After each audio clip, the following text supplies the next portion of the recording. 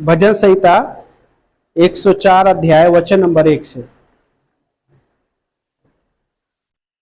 हे मेरे मन यहोवा को धन्य कहे, हे मेरे परमेश्वर यहोवा तू अति महान है। तू जो वैभव और ऐश्वर्य का वस्त्र पहने है, जो प्रकाश को चादर के समान ओढ़े और आकाश को तंबू के समान ताने हुए हैं। और दिन उसके बाद आगे वचन नंबर 5 से पढ़ते हैं तो कहता है कि उसने पृथ्वी को उसकी नींव पर स्थिर किया है, जिससे वो कभी ना डगमगाएगा। तूने उसे वस्त्र के समान गहरे जल से ढांप दिया और पर्वतों के ऊपर जल ठहर गया। तेरी घुड़की से वो भाग गया, तेरे गर्जन की ध्वनि से वो शीघ्र हट गया। तेरे निर्धारित किए हुए स्थान में पर्वत उभर आए और घाटियां गहरी हो गई। तूने सीमा निर्धारित की है कि जल उसको लांघ ना सके और लौटकर पृथ्वी को डुबा ना सके। वचन नंबर 10 बोलता है, वो घाटियों में झरनों को बहाता है और वे पर्वतों के मध्य बहते हैं। वे मैदान के प्रत्येक जीव जंतु को जल पिलाते हैं। जंगली गधे भी अपनी प्यास बुझाते हैं। आकाश के पक्षी भी उनके किनारे बसेरा करते हैं। वे डालियों पर चहचहाते हैं। वचन नंबर 13 बोलता है, वो अपने ऊपरी कक्षों से पर्वतों को सींचता है, उसके कार्यों के फल से पृथ्वी तृप्त है। सो प्रार्थना करते, प्यारे पिता परमेश्वर धन्यवाद करते प्रभु, आपको महिमा प्रशंसा देते लॉर्ड, और खास कर ये प्रार्थना करें प्रभु आज के पोर्शन को प्रभु ब्लेस कीजिए प्रभु, बातें कीजिए हम सबसे परमेश्वर। हमारी ये प्रार्थना लॉर्ड, आपको ऊंचा उठाते हैं जो आपने हमारे लिए प्रभु इस पृथ्वी पे आए प्रभु, हमारे लिए प्रभु सब कुछ किया प्रभु। धन्यवाद करते हैं लॉर्ड, धन्यवाद करते हैं। ब्लेस कीजिए इस समय को प्रभु यीशु के नाम से प्रार्थना को मानते हैं, आमीन। सो बैठ सकते हैं आप सभी।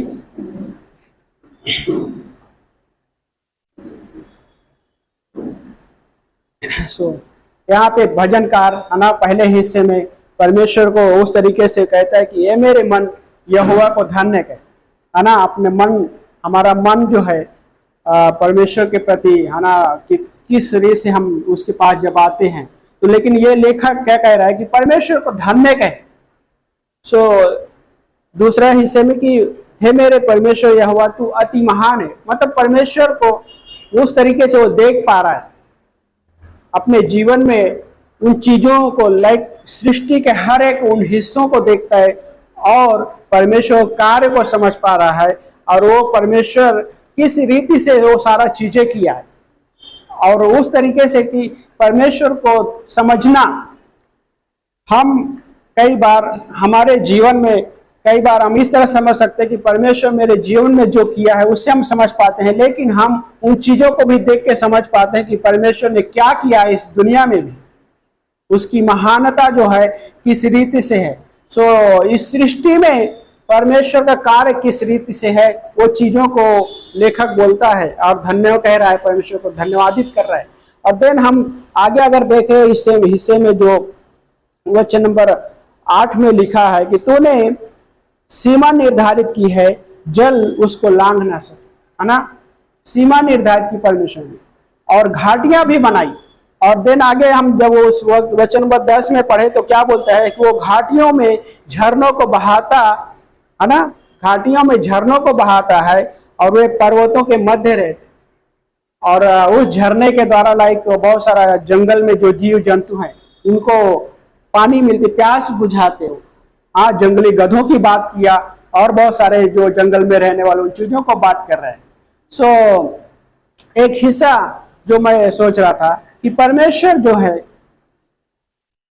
हमारा परमेश्वर किस रीति से कार्य कर रहा है, लेकिन कार्य के साथ साथ वो परमेश्वर हमारे साथ भी रह रहा है। परमेश्वर का कार्य एक तरफ देख सकते हैं, लेकिन एक तरफ यह देख सकते हैं कि उसका जो हमारे जीवन में जो उसकी उपस्थिति है, वो हमारे साथ जो चल रहा है, वो चीजों को हम देख सकते हैं। सो यूसुफ की स्टोरी से हम ये कर रहे थे, तो 37 अध्याय में, उत्पत्ति का 37 अध्याय में वचन पढ़ते हैं थोड़ा सा।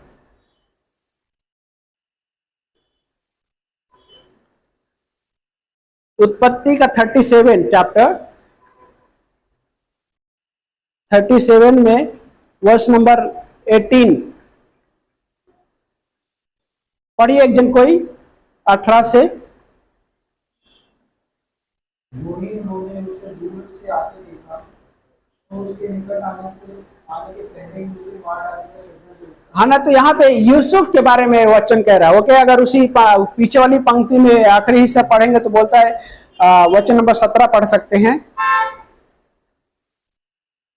उसी पंक्ति, उस मनुष्य ने कहा, वे यहाँ से चले गए हैं। हाँ, और मैंने उनको यह कहते सुना, आओ हम दोतान को चलें। हाँ, इसलिए यूसुफ अपने भाइयों के पीछे चला और उन्हें दोतान में पाया। है ना, तो यहाँ पे 17वीं पंक्ति में यूसुफ अपने भाइयों को ढूंढ रहा था। उसके पहले पढ़ेंगे तो अपने भाइयों को ढूंढ रहा है कि कहाँ पे वो हैं, भेड़ बकरियां जो चरा रहे थे उनको ढूंढते हुए पहुंचता है, पूछता है लोगों से। हाँ, और देन जब वहां पे पहुंचता है लोगों के पास तो लोग बताते हैं कि यहाँ से वो निकल चुके। लेकिन यूसुफ खोजते खोजते उनको क्या हुआ कि दातोन में जाके वहां पे दोतान में वहां से मिला, वो यूसुफ उनको मिलता है, उनको ढूंढ निकालता है, मतलब खोजते हुए पहुंचता उनके पास। और देन वचन नंबर 18 में हमने जो पढ़ा तो क्या कहता है कि जब उन्होंने उसे दूर से देखा, किसको देखा? यूसुफ को। हाँ, दूर से देखा, उसके भाइयों ने दूर से देखा। तो क्या कहते हैं वचन कि देखा तो उसके निकट आने से पहले ही उसे मार डालने का षड्यंत्र रचा। परमेश्वर का कार्य कैसा है कि परमेश्वर जीवन देने वाला हो परमेश्वर, और जीवन सिर्फ मनुष्य को ही नहीं, सोचिए मनुष्य का मूल एवं क्या बोलते हैं, पक्षियों से भी परमेश्वर, और जो जंगल में रहने वाले जंतु कहा जाए या जानवर कहा जाए, उन सारे चीजों से परमेश्वर मनुष्य का जो मूल है बहुत ऊंचा देखता है। हाँ, यीशु मसीह ने कहा गौरैयों को देखो। हाँ, गौरैया एक छोटा सा पक्षी होता है ना, चिड़िया, छोटा सा एकदम, बहुत खूबसूरत लगता है भाई, है ना। एक मुंबई में कहा जाए एक समय चला था, आर्टिफिशियल लोग घरों में रखना शुरू कर दिए थे, है ना, नकली जो होता था, है ना, अपने घरों में डिजाइन उसको रखना शुरू कर दिए थे। और बहुत ज्यादा वो समय चला था, दौर चला था बाद में, है ना। लेकिन अच्छा लगता है वो गौरैया जो पक्षी है, स्पैरो, है ना, मराठी में चिमनी बोलते हैं, है ना, बहुत अच्छा लगता है, छोटा सा है और उसकी आवाज भी बड़ी अच्छी लगती है। तो यीशु मसीह क्या कह रहा है, गौरैयों को देखो, वो परमेश्वर के मर्जी के बिना वो नहीं नष्ट होते या नहीं गिरते, लेकिन यीशु मसीह क्या बोलता है, उनसे बढ़कर तुम्हारा मूल है, उनसे बढ़कर तुम्हारा मूल है। लेकिन यहाँ पे क्या है कि यूसुफ के भाइयों ने उसे देखा तो उसके बारे में षड्यंत्र रचा और कैसा मार डालने के लिए षड्यंत्र। दो हिस्सा, मनुष्य कैसा सोचता है लेकिन परमेश्वर कैसा सोचता है। परमेश्वर मनुष्य के बारे में यह नहीं सोचता है कि उसको नाश करना चाहता है, परमेश्वर उनको जीवन देने के लिए आया, क्योंकि परमेश्वर मनुष्य से बहुत प्रेम करता है। और देन आगे उस पंक्ति में पढ़िए वचन नंबर 19 में पढ़िए एक दिन। आपस में कहने लगे, देखो वह स्वप्न देखने वाला आ रहा है। हाँ, ये आओ हम उसको हाथ करके किसी गड्ढे में डाल दें और यह कह देंगे कि कौन बनेगा पशु उसको खा ले। आगे भी पढ़िए, आगे भी पढ़ लीजिए। फिर हम देखेंगे कि उसके स्वप्नों का क्या फल होगा। हाँ, यह सुन के रूबेन ने उसको उनके हाथ से बचाने के विचार से कहा, हम उसको प्राण से तो ना मारे। फिर रूबेन ने उनसे कहा, लहू मत बहाओ, उसको जंगल के इस गड्ढे में डाल दो। हाँ, और उस पर हाथ मत उठाओ। आगे वह उसको उनके हाथ से छुड़ाकर पिता के पास फिर पहुंचाना चाहता था। हाँ, इसलिए ऐसा हुआ कि जब यूसुफ अपने भाइयों के पास पहुंचा तब उन्होंने उसका रंग बिरंगा अंग रखा जिसके वह पहने हुए था उतार लिया और यूसुफ को उठाकर गड्ढे में डाल दिया। वह गड्ढा सूखा था और उसमें कुछ जल ना था। है ना, तो यूसुफ को क्या किया, पहले तो मार डालने का षड्यंत्र जब रचे तो रूबेन जो था, हाँ, यूसुफ का जो भाई रूबेन क्या बोला, नहीं ऐसा मैं नहीं करने दूंगा, उसको उसने बचाया। लेकिन क्या हुआ कि उसके भाइयों ने गड्ढे में डाल दिया। जब गड्ढे में डाल दिया तो इतना ही नहीं, उसके बाद भी और षड्यंत्र उसके बारे में रचे थे। गड्ढे में डालने के बाद क्या हुआ, उसको आगे जब पढ़ेंगे तो उसको बेच भी देते। तो सोचिए ये हिस्सा था कि परमेश्वर किस रीति से यूसुफ के जीवन में रहा, उसके संग रहा। यूसुफ का जीवन में जब वो तराई वाला हिस्सा, हम सोच सकते कि लाइक कठिन वाला हिस्सा है, उस तराई के जीवन चल रहा है, तराई एक अंधकार का हिस्सा है जीवन में, उस तरीके का समझ लीजिए कि उस तरीके उसके लाइफ में चल रहा है। लेकिन परमेश्वर वहां पे था। जब वो गड्ढे में था परमेश्वर उसके साथ था। देन आगे हम पढ़ते उसी उत्पत्ति के अध्याय में आगे जब पढ़ेंगे तो क्या बोलते हैं कि 39 अध्याय में, 39वां अध्याय में वचन नंबर 19 से 21वीं पंक्ति में जब पढ़ेंगे तो वहां पे भी हम उसके बारे में देख पाते कि जब यूसुफ को बंदी गृह में डाला गया, जब बंदी गृह में, जेल में डाला गया, तो वहां पे भी परमेश्वर उसके साथ, मतलब कठिन समय उसके लाइफ में, फिर भी परमेश्वर उसके साथ था। देन उसके बाद हम देखते हैं कि जब सोचिए जब गड्ढे में है तो भी वो परमेश्वर उसके साथ है, लेकिन जब वो जेल में है तो भी परमेश्वर उसके साथ है, लेकिन जब वो सिंहासन पे बिठाया गया तभी वो परमेश्वर उसके साथ।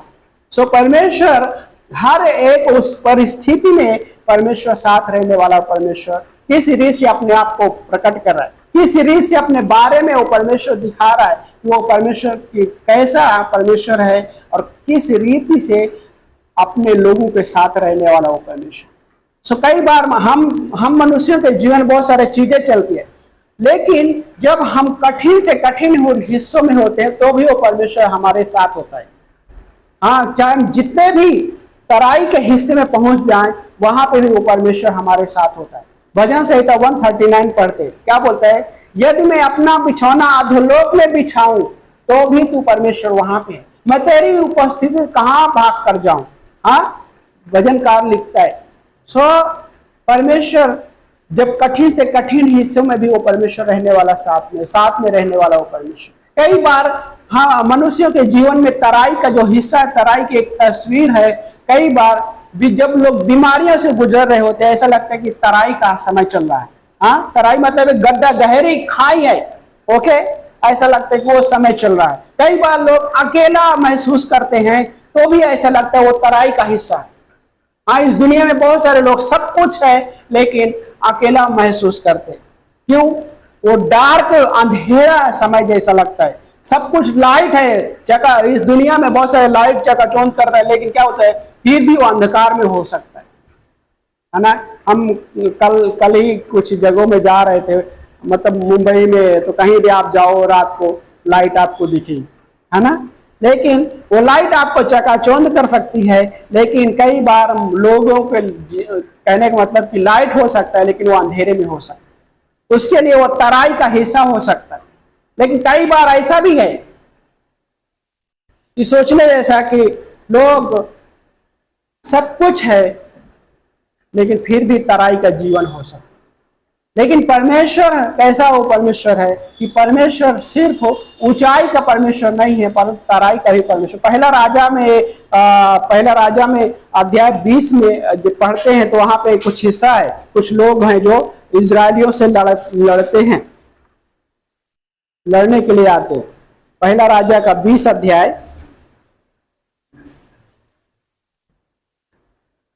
फर्स्ट किंग चैप्टर 20 वचन नंबर 26 से पढ़ेंगे तो बोलता है, और ऐसा हुआ कि नए वर्ष के आरंभ होते ही बेन-हदद ने सीरियाइयों को इकट्ठा किया जो इजराइल से लड़ने के लिए अपेक पर चढ़ाई कर दी, है ना। तो ये बेन-हदद है, उसने क्या किया, लोगों को इकट्ठा किया, किसे, इजरायलियों से लड़ाई करने के लिए, लड़ने के लिए। और दिन आगे जब पढ़ते तो बोलता है, और इजरायलियों की गिनती की गई सॉरी और उनके लिए रसद का प्रबंध किया गया। तब वे उनका सामना करने को गए। इजरायली उनके सामने शिविर डाले हुए बकरियों के दो झुंड के समान थे। क्या कह रहे हैं? इजरायली कैसा? बकरियों के दो झुंड के समान थे। देन आगे क्या कह रहा है वचन? परंतु सीरियाइयों से देश भर गया। तब परमेश्वर के एक जन ने इजराइल के राजा के पास आकर कहा, यहोवा यूं कहता है, क्योंकि सीरियाइयों ने कहा है कि उनका देवता पहाड़ों पर का देवता है, घाटियों का देवता नहीं है। क्या कह रहे हैं? कि उनका जो परमेश्वर है ऊंचाई पहाड़ों का परमेश्वर है। पता है, आप एक चीज अगर गेस करो, सोचो, इस दुनिया में लोग टेंपल बनाते हैं, कहाँ पे दिखता है? कहाँ पे दिखता है? पहाड़ों पे, ऊंचाई पे ना। कभी गौर किया? पहाड़ पे। लेकिन क्या ये सीरियाई लोग क्या कह रहे हैं कि इजरायलियों का जो परमेश्वर है पहाड़ों का परमेश्वर है, घाटियों का परमेश्वर नहीं। और क्या कह रहे हैं कि हम वहां पे इनके ऊपर जय प्राप्त कर सकते। ये सीरियाई लोगों की सोच है। लेकिन परमेश्वर क्या कहता है? परमेश्वर कहता है, वचन कहता है कि वो परमेश्वर सिर्फ ऊंचाई का ही परमेश्वर नहीं है, परंतु तराई का भी परमेश्वर। कहने का मतलब कि जब हमारे जीवन में सब कुछ अच्छा चल रहा होता है तो सिर्फ परमेश्वर वहां पे ही नहीं है, लेकिन जब हम कठिन से कठिन हिस्सों में जाते हैं तो भी वो परमेश्वर हमारे साथ है। यूसुफ का लाइफ वो था। यूसुफ के जीवन में क्या देखते? यूसुफ का पिता याकूब बहुत प्रेम करता है उसे। उसे बहुत प्रेम करता है। और वो ये बाद में यीशु मसीह का तस्वीर है ना यूसुफ, क्योंकि उसको जैसे बेचा गया कुछ सिक्कों में, प्रभु यीशु मसीह को ही बेचा गया था। सो यूसुफ के पिता जो याकूब है उससे बहुत प्रेम करता है और एक रंग बिरंगा अंगरखा कुर्ता बनाया था। और उसका सिलन बाद में होता है ना, हम लोग का शर्ट सिला होता है यहाँ से, है ना। उसका सिलन ऐसे नहीं थी, हाथ से बुना हुआ, एक ही उसमें बना हुआ रंग बिरंगा ओढ़। और क्या एक तस्वीर है, याकूब बहुत प्रेम करता था उससे। और यूसुफ के लाइफ में सब कुछ अच्छा चल रहा था। सब कुछ अच्छा चल रहा था, लेकिन जब खड्डे में गया, उसके भाइयों ने खड्डे में डाला, तो परमेश्वर वहां पे भी है। जेल में डाला गया, इवन उसने एक भी गलती नहीं की थी। पोतीफर की वाइफ उसको झूठा इल्जाम में फंसा दिया। झूठा इल्जाम क्या था? उसको गलत नजर से देख रही थी और उसने उसको फोर्स भी किया कि तू मेरे साथ संबंध बना, सहवास कर। लेकिन यूसुफ ने बोला नहीं, मैं नहीं कर सकता। क्यों? यूसुफ कहता है, देख, मेरा जो स्वामी है सब कुछ मेरे हाथ में सौंपा है, सब कुछ सिवाय तेरे। लेकिन क्या कहता है कि मैं उस परमेश्वर के खिलाफ और अपने स्वामी के खिलाफ में कैसे पाप कर सकता हूं। यह है यूसुफ का जीवन। स्वामी नहीं देख रहा है, लेकिन वहां पे एक गवाही के साथ वो खड़ा है। और गवाही क्या है कि मैं अपने स्वामी और परमेश्वर के खिलाफ कैसे पाप कर सकता हूं। लेकिन क्या हुआ, उस पोतीफर की वाइफ ने उसको झूठे इल्जाम में उसको क्या किया?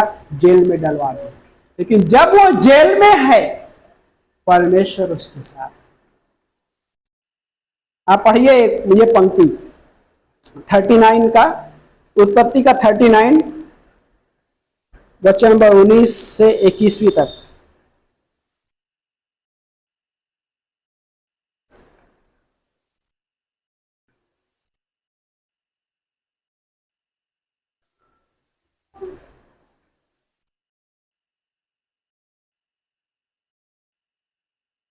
पढ़िए एक जन, और दूसरा कोई ही पढ़ सकते, नो प्रॉब्लम।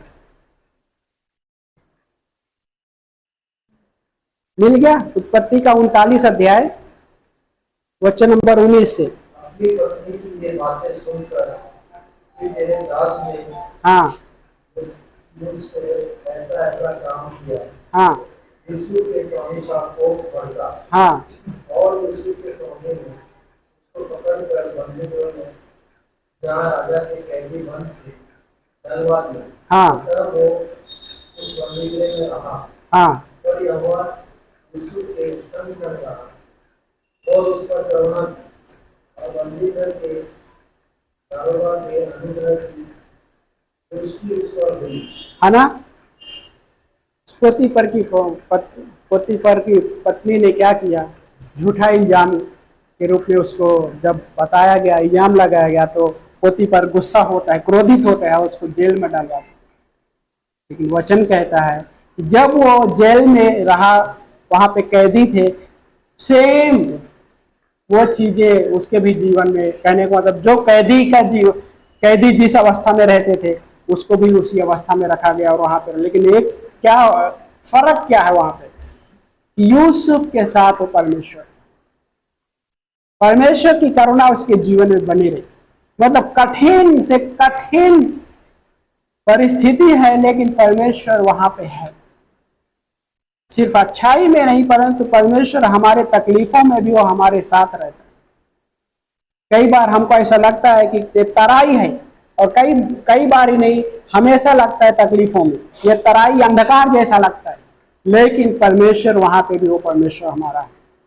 यूसुफ के जीवन में वही था। जब उसको खड्डे में डाला गया, परमेश्वर उसके साथ था। जब वो बंदीगृह में गए रहा, जेल में रहा, परमेश्वर उसके साथ। लेकिन जब उसको स्थान मतलब पद भी मिला, अधिकारी ठहराया गया प्राइम मिनिस्टर का, तो भी परमेश्वर उसके साथ। परमेश्वर का काम और परमेश्वर का हाथ उसके जीवन में दिखाई दे रहा है। तो सिर्फ यूसुफ के ही जीवन में नहीं, वो हमारे जीवन में ऐसा ही करता है। अगर हम अकेले महसूस करें तो वो परमेश्वर वहां पे भी, वो परमेश्वर सक्षम है, वहां पे भी हमसे बातें करना जानता है।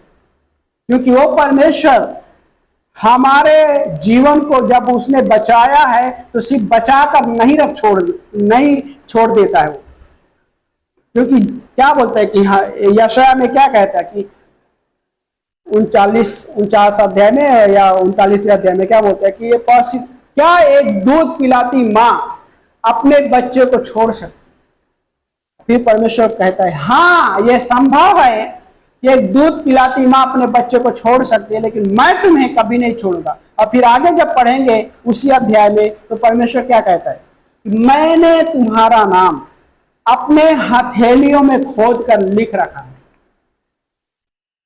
और ये क्या एक तस्वीर बताती है। क्या परमेश्वर भूल जाता है क्या, हथेलियों में खोद कर लिखे कि ताकि उसको याद है? नहीं, है ना। हम लोग कभी कभी कुछ चीजें लिख के रखते ताकि हम भूलने ना पाए, है ना। लेकिन परमेश्वर ऐसा नहीं तो हम भूल जाएगा। परमेश्वर कैसा है कि परमेश्वर ये बता रहा है कि तुम्हारा जो मूल्य है बहुत ज्यादा मूल्यवान हुआ, बहुत प्रेशियस हो। और वो एक तस्वीर बताता है कि इसलिए कहता है परमेश्वर, मैंने तुम्हारा नाम अपनी हथेलियों में खोद कर लिख रखा है।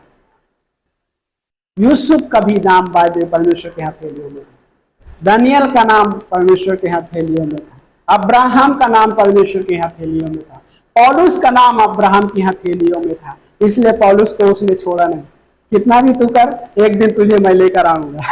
हाँ, उसका भी नाम था, तिमुती का नाम था, यूहन्ना का नाम, सारे लोगों का। आज भी हमारा भी परमेश्वर हमें बता कि तुम्हारा नाम अपनी हथेलियों में मैंने खोद कर लिख रहा। कितना भी अगर कष्ट का समय हो, चाहे कठिन से कठिन तराई वाला हिस्सा क्यों ना हो, लेकिन मैं तुम्हारे साथ रहने वाला परमेश्वर हूं। उस जगह पे भी मैं तुम्हारे साथ रहूंगा। और वो परमेश्वर सिर्फ साथ नहीं, परंतु वो हमारी तकलीफों में भी हमारे साथ वो सहानुभूति करने वाला परमेश्वर है। और इसलिए वो परमेश्वर हमें बचाने के लिए आया और हमें बचाया, और हमें बचाने के बाद यूं ही हमें नहीं छोड़ दिया। हाँ, अनाथ नहीं है हम अनाथ नहीं है। लेकिन एक व्यक्ति है जो अनाथ है, कौन है? वो है शैतान। उसका कोई पिता नहीं है, उसका कोई पिता नहीं है, वो अनाथ है। लेकिन परमेश्वर ने हमें अनाथ नहीं छोड़ा, हाँ, हमें अपनाया, हमें परमेश्वर मेल मिलाप कराया। हम बैरी थे, दुश्मन थे, लेकिन उसने हमें क्या किया? हमें अपनाया, गले लगाया। लाइक हमारे हर एक उस चीजों को उसने क्या किया? दूर किया हमारे जीवन से। मतलब गंदगी, हम पाप में थे, लेकिन क्या किया? उस अवस्था में भी उसने हमें उठाया। हाँ, यहेजकेल का पुस्तक में पढ़िए, इजराइल को परमेश्वर बोलता है कि तू एक छोटी सी बच्ची, क्या बोलता है, बच्ची की तरह खून में लथपथ पड़ी हुई थी, मैंने तुझे उठाया, नहलाया, साफ किया, हाँ, तुझे सजाया। गॉड बोलता है जब तू बड़ी हो गई तो क्या बोलता है? तू व्यभिचार में चली। फिर भी गॉड बोलता है फिर भी मैं तुझे नहीं छोड़ूंगा। हाँ, सो गॉड ने हमें ऐसी अवस्था से उठाया और हमें साफ किया। कैसे साफ किया? अपने लहू के द्वारा साफ किया, अपने लहू से साफ, हमारे पापों को। और वो परमेश्वर क्या कह रहा है? जब इस दुनिया में आप चल रहे होंगे, तकलीफें आएगी, परिस्थिति आएगी, ऐसा लगेगा कि तराई का हिस्सा अंधकार है, लेकिन परमेश्वर बोलता है मैं वहां पर भी तुम्हारे साथ रहूंगा, क्योंकि मैंने प्रॉमिस किया है और उस प्रॉमिस को मैं पूरा करूंगा। हाँ, वो परमेश्वर ऐसा परमेश्वर, वो जो प्रॉमिस किया है उस प्रॉमिस को परमेश्वर पूरा करता है। यूसुफ के जीवन में पूरा किया, हमारे जीवन में भी वो पूरा करने वाला वो परमेश्वर। यस, सही है कि हम इस दुनिया में, हमको यूसुफ के जैसा वो पद ना मिले, हाँ, लेकिन उसका जो प्रॉमिस है हमारे जीवन में पूरा होगा। एक दिन हम जरूर उसके साथ सिंहासन पे होंगे। सिंहासन कहने का मतलब उसके हम साथ बैठेंगे स्वर्ग में। यहाँ पे शायद वो कुर्सियां भले ना मिले, है ना, लेकिन परमेश्वर के हम साथ में बैठकर संगति करेंगे, हाँ, रोटियां खाएंगे स्वर्ग में, क्योंकि वो परमेश्वर हमें बहुत मूल्यवान बना दिया है। और आगे आगे पढ़ेंगे तो क्या बोलता है? आना उत्पत्ति के 41 अध्याय में 41वीं पंक्ति में, तो जब पढ़ते तो वहां पे फिरौन के लाइफ का मतलब, उसके पहले फिरौन पोतीपर की पत्नी ने तो धोखे से जेल में डलवा दिया, लेकिन फिरौन के लाइफ पे आगे जब देखते सपना देखते हैं, उसके सपना का अर्थ बताता है। और बुद्धि कहने उसके साथ साथ में जब उसको उस कार्य के लिए रख दिया जाता है तो क्या बोलता है? अभी इतना बुद्धिमान तो मुझे नहीं मिलेगा कोई, हाँ। और देन उसने उसको सब चीजों का अधिकारी बना दिया, और उस अधिकारी जब बनाए तो ही परमेश्वर वहां पे है।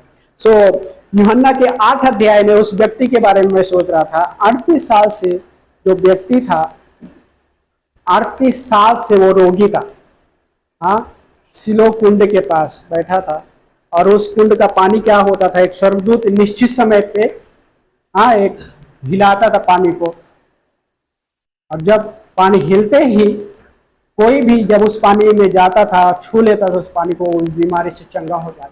लेकिन उसके जीवन में 38 साल से वो रोगी है। 38 साल उसके जीवन में क्या समय था? ऐसा लग रहा था वो तराई का समय, अंधकार का समय, लेकिन वहां पे प्रभु यीशु मसीह पहुंचते और उसके जीवन में चंगाई दे। हाँ, उस तराई का स्थान जैसा उसका जीवन में है, तराई का समय चला उसके जीवन में, लेकिन परमेश्वर वहां पे पहुंचता है। हाँ, वो क्या कहता है? यीशु मसीह ने बोला क्या तू चंगा होना चाहता है? वो बोलता है कि ऐसा कोई व्यक्ति नहीं है मेरे पास जो मुझे वहां पे लेके जाए। लेकिन यीशु मसीह सिर्फ व्यक्ति ही नहीं, वो परमेश्वर है। हाँ, 100% मनुष्य और 100% परमेश्वर है। हाँ, वो परमेश्वर उसके साथ बैठ के बातें कर रहा है। सोचिए, हाँ, मैं सोचता यीशु मसीह क्या उस व्यक्ति लाइक वो बेड पे लेटा हुआ है, हाँ, क्या ऐसा खड़ा होकर बात कर रहा होगा? शायद बैठ के भी गए रहेंगे ना, होता है ना। आप छोटे बच्चे से बात करें तो आप नीचे, छोटा बच्चा है तो आप बैठ जाते हैं उसके साथ जब उसे बातें करना होता है। हाँ, यीशु मसीह वहां पे भी उसके साथ बैठे होंगे और बैठ के बातें, यार क्या तू चंगा होना चाहता है? हाँ, क्योंकि यीशु मसीह कितनी हाइट रही होगी पता नहीं है। हाँ, यीशु मसीह की हाइट कितना हो सकता है, बाइबल में रिकॉर्ड नहीं है ना, लेकिन कहने वाला सोचिए थोड़ी देर, वो व्यक्ति 38 साल से रोगी खाट पे है, और देन यीशु मसीह वहां पे उसके साथ बैठे रहे हुए होंगे और बातचीत करना शुरू कर दिए रहेंगे, और उस बातचीत में यीशु मसीह उसके जीवन के उस हिस्से में पहुंचते हैं, उसके अकेलेपन के हिस्से में ही पहुंचते हैं, उसके तराई वाला जीवन के उस हिस्से में पहुंचते हैं, और वहां पे प्रभु यीशु मसीह से बातें जब करने लग जाते हैं, यीशु मसीह क्या बोलते हैं, उठ अपनी खाट उठा, उठ अपनी खाट उठा और चल। परमेश्वर उसके जीवन को बदल दिया, उसके जीवन को क्या किया, नया बना दिया, नया। वो तराई परमेश्वर ने उसके जीवन से दूर कर दी। देन नवा अध्याय में उस व्यक्ति के बारे में जो जन्म से अंधा है, शिष्यों ने पूछा, प्रभु किसने पाप किया है, इसने पाप किया या इसके माता पिता ने पाप किया जिस वजह से अंधा है? यीशु मसीह क्या बोलते, ना तो इसने पाप किया है और ना इसके माता पिता ने पाप किया, लेकिन ये इसलिए हुआ कि परमेश्वर की महिमा, उसका कार्य प्रकट हो उसमें।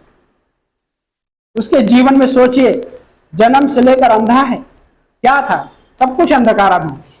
हाँ, लाइट कलर कैसा होता है पता नहीं, सिर्फ हाँ रेड कलर पता है उसको, रेड होता है, लेकिन कैसा रेड होता है पता नहीं।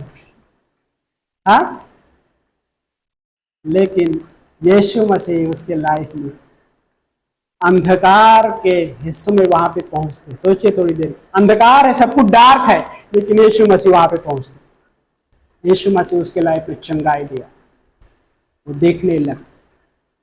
सब सवाल खड़ा करते हैं, किसने तुझे चंगा, कौन था वो व्यक्ति? यीशु मसीह बोलता है, वो व्यक्ति बोलता है, मैं एक बात जानता हूं कि उसने मुझे चंगा किया और वो आप मैं देख पा रहा हूं। उसके माता पिता से लोगों ने पूछा, क्योंकि माता पिता ने बोला अभी वो सयाना जाके उससे ही पूछ सकते हैं, क्योंकि यीशु मसीह वो जीवन देने वाला वो परमेश्वर उस अंधकार के उस समय में भी, उस तराई के स्थान में भी वो परमेश्वर पहुंचता है और जीवन को बदल देता है। क्योंकि वो परमेश्वर का काम इस तरीके से है कि उसका कार्य हम दुनिया में देख सकते हैं, लेकिन हम अपने जीवन में भी देख सकते हैं। दो तरीके से परमेश्वर हमारे जीवन में व्यक्तिगत काम करता है, और इस दुनिया में भी वो चीजें सृष्टि के हिस्सों में भी परमेश्वर कार्य करता है। हम इस तरह से देख पाते उसकी कार्य, क्योंकि वो परमेश्वर सर्वसामर्थी परमेश्वर है। भजन का 104 में वही बोलता है, हे मेरे मन यहोवा को धन्य कहे, क्योंकि वो उस योग्य है, वो अति महान है। अति महान होते हुए भी वो हमारे जीवन के उस तराई वाले हिस्सों में आता है और हमारे साथ वो संगति करता है। जैसे उस 38 साल के रोगी के पास आया और उसके साथ बातचीत करना शुरुआत किया, वो संगति की एक तस्वीर है। जब हमारे जीवन में तराई वाला हिस्सा होता है, वहां आके परमेश्वर हमसे बातें करना चाहते, वहां पे भी, क्योंकि वो परमेश्वर हमें चुन लिया है और हमें मूल्यवान बना दिया है, और मूल्यवान बनाकर हमें यूं नहीं छोड़ दिया, परंतु वो परमेश्वर हमसे बातें करना चाहते, उस जगह पे बातें कर। हाँ, बातचीत कर रहे उस 38 साल के रोगी से, क्या कह रहे, क्या तू चंगा होना चाहता है? हाँ, यीशु मसीह ने ये नहीं पूछा कि क्या तुझे कोई, कहने मतलब इतने सारे लोग हैं, कोई उठा के तो कर सके, वहां पे लेके जा सकते। वो बोलते नहीं, कोई नहीं है मेरे पास कि मुझे वहां पे लेके जाए कोई। यीशु मसीह बोलता ठीक है, मैं भी तुझे वहां नहीं लेके जाऊंगा। हाँ, मैं अपने शब्दों में बोल रहा हूँ। हाँ, कहने का मतलब यीशु मसीह ये नहीं किया कि उसको वहां पे लेके जाए, लेकिन यीशु मसीह स्वयं चंगा करने वाला वो परमेश्वर उसके जीवन में वो चंगाई दिया और उसके जीवन को बदल दिया और उसको एक स्थान दिया उस परमेश्वर ने। वो स्थान क्या है? परमेश्वर के राज्य का एक स्थान। हाँ, यूसुफ के जीवन में लाइक व्यक्तिगत उस समय में भी एक स्थान था, लेकिन उसके यूसुफ के मृत्यु के बाद भी परमेश्वर ने उसके जीवन में स्थान रखा। क्योंकि वो परमेश्वर जब एक मसीही को भी चुन लेता है तो परमेश्वर सिर्फ इस दुनिया में ही नहीं परंतु हमारे लिए स्वर्ग में भी वो सारा चीजें रखा है। यहाँ पे ऐसा लगता है कि हमारे जीवन में तराई है, लेकिन परमेश्वर बोलता है मैं उस तराई में भी तराई का भी परमेश्वर। सीरियाई लोगों ने क्या कहा कि उनका परमेश्वर सिर्फ पर्वतों का परमेश्वर है, तराई का परमेश्वर नहीं। लेकिन परमेश्वर पर्वतों का भी परमेश्वर है और तराई का भी परमेश्वर है। और हमारे जीवन में जब कई बार ऐसे बहुत सारी चीजें होती है, ऐसा लगता है तराई का, लेकिन वहां पे वो परमेश्वर है और वहां से हमको क्या करता है, उठाता है। लेकिन जब हम चल रहे होते हैं लाइफ में वो ऊबड़ खाबड़ स्थान कभी आ जाते हैं,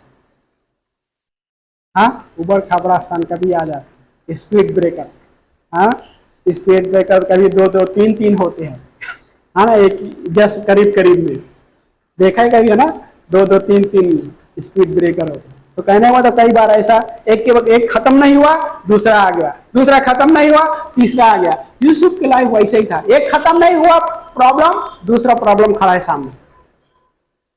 गड्ढे में डाला, वो प्रॉब्लम खत्म नहीं हुई, उसको बेच दिया गया, दूसरी प्रॉब्लम। जब बेच दिया गया वहां से फिर उसके बाद दूसरी प्रॉब्लम खड़ी हो जाती, जेल में डाला गया। यूसुफ सोचो बात ऐसा, मैं तो सपना देखा था, इस रीत से मुझे गड्ढे में क्यों डाल रहे हैं? मैं तो सपना देखा था कि मुझे आदर मिलेगा, ये जेल में डाला गया। ये कैसा? परमेश्वर शांत होकर सुन रहा है, देख रहा है, सब कुछ देख रहा है। यूसुफ को जेल में नहीं रख छोड़ा, वहां से गॉड उसके लाइफ में क्या कर रहा था, वो कार्य चालू था परमेश्वर का। जब हम गड्ढे में होते हैं परमेश्वर का काम रुकता नहीं है।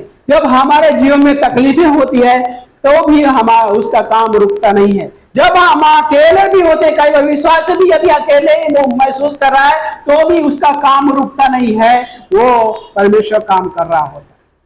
यूसुफ जेल में था, परमेश्वर का कार्य चालू था। परमेश्वर वहां से निकालता है और एक पद देता है।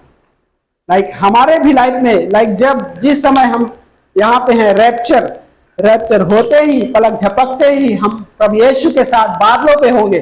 कोई नहीं रोक पाएगा, कोई नहीं रोक पाएगा वहां हमें जाने से। क्या होगा, हमारे आनंद का जो क्या बोलते ठिकाना नहीं रहेगा, क्योंकि हम उसको आंखों से देख पाएंगे, आमने सामने देख पाएंगे। वो परमेश्वर को हम देख पाएंगे, जो परमेश्वर यूसुफ के साथ था उसको हम देख पाएंगे। वो परमेश्वर सारे अब्राहम के साथ संग चला, उसको देख पाएंगे। वो परमेश्वर जो यूहन्ना से बातें किया, पतरस से बातें किया, सारे 12 शिष्यों से बातें किया, उसको हम अपनी आंखों से देख पाए। अभी हम नहीं देख पाए, लेकिन हम अपनी आंखों से देख पाएंगे। हम तकलीफ में होते हैं, हमको शारीरिक रूप में नहीं दिखाई देता, लेकिन उसका हाथ जरूर दिखाई देता है।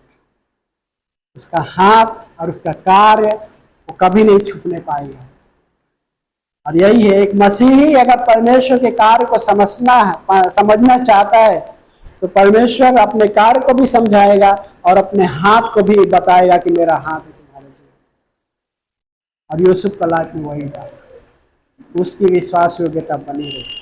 और भजनकार जो हमने पढ़ा 104 अध्याय का एक पंक्ति बोलते, हे मेरे मन यहोवा को धन्य कर, हे मेरे मन यहोवा को धन्य कर। और बहुत सारा लिस्ट है, उन सारे चीजों में परमेश्वर के कार्य को देखा है। लेकिन क्या है कि हम अपने जीवन में इस तरह से परमेश्वर को देख पाते हैं कि परमेश्वर सच में हमारे जीवन के कठिन हिस्सों में भी वो परमेश्वर रहने वाला है। जब अच्छा चल रहा होता है तब वहां पे ही नहीं, पर तो कठिन से कठिन हिस्सों में वो परमेश्वर रहने वाला है। आमीन। आइए प्रार्थना करते हैं। प्यारे पिता परमेश्वर, हम धन्यवाद करते प्रभु जी इस दिन के लिए, प्रभु इस समय के लिए। परमेश्वर प्रभु आप विश्वास योग्य परमेश्वर, धन्यवाद करते प्रभु। यस लॉर्ड, हमारे जीवन में प्रभु आप की विश्वास योग्यता, जब हम कठिन से कठिन परिस्थितियों में जाते आप वहां पे भी हमारे साथ होते प्रभु। जब हमारे जीवन में सब कुछ अच्छा चल रहा होता है तब ही नहीं, परंतु जब हमारे जीवन में कुछ भी अच्छा नहीं चल रहा होता है तब भी वहां पे आप हमारे साथ होता है परमेश्वर। जैसे यूसुफ के संग संग था परमेश्वर, दानियल के संग थे। दानियल बंधुआई में है लेकिन आप उसके साथ थे प्रभु यीशु मसीह। हाँ प्रभु, धन्यवाद करते प्रभु। दानियल के पुस्तक में देखते हैं परमेश्वर, नबूकदनेस्सर ने दानियल और उसके 3 जो दोस्त है प्रभु, उनको अपना खाना देने की बात करता है, मांस और भी दाख मधु सब कुछ देने की बात करता है। लेकिन प्रभु दानियल और उसके दोस्तों ने कहा कि नहीं राजा, हम इन चीजों से अपने जीवन को अशुद्ध नहीं करेंगे। और वहां पे परखा गया उनको, लेकिन वो खरे उतरे। उनके जीवन में वो तेज था इसलिए क्योंकि आप उनके जीवन में थे प्रभु। हाँ प्रभु, धन्यवाद करते हैं। उन्होंने कहा कि हम साग पात खा कर प्रभु तो भी हमारे जीवन को आप परख सकते हो, और उनके जीवन को परख सकते, जिन्होंने वो नबूकदनेस्सर के राज्य के इन चीजों को खाया पिया या मांस खाया, दाख मधु पिया, उनसे भी चेहरा तेज उनका जीवन था दानियल और उनके दोस्तों का, क्योंकि परमेश्वर आप उनके साथ था। परमेश्वर धन्यवाद करते प्रभु यीशु मसीह, धन्यवाद करते प्रभु।